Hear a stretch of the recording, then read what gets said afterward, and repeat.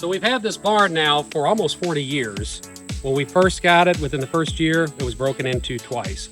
I put this little hack in, it has not been broken into since. Normally, you've got these hooks to go over, hook in.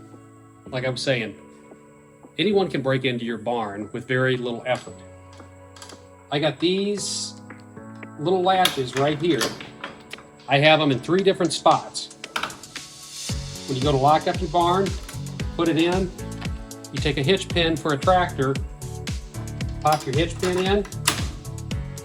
I've got the same thing on both sides, right here, right here.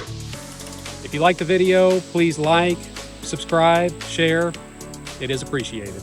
Again, it's Matt the Momo Hunter with McGee Farms.